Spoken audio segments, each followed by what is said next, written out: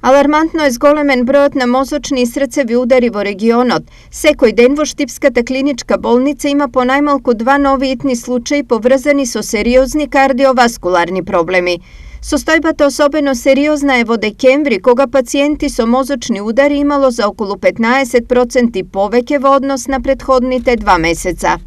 За последните 3 месеци состојбата на Оделот за неврологија и мозочните инсулти е во бројки за октомври 27 мозочни инсулти, пациенти со мозочни инсулти, за ноември 22 пациенти со мозочни инсулти и за декември бројот е малку зголемен, 34 пациенти со мозочни инсулти. Идентична е ситуацијата и со срцевите инфаркти, па последните месеци повеќе пациенти има и на интерното одделение.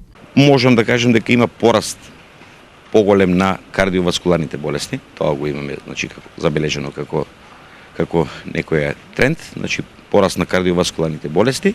А што се однесува до тоа дали сме спремни, ова ќе биде веќе 4-5 бран, не знам кој ќе биде. Ние сме тука и спремни да одговориме на призвикот. За лекарите, зголемувањето на бројот на пациенти со удари е загрижувачко, особено што меѓу нив се почесто има млади луѓе, а границата на мозочните или срцеви удари со смртен исход е намалена на 35 до 40 години. Според нив, најкритични месеци за пациенти со кардиоваскуларни тегоби се зимските.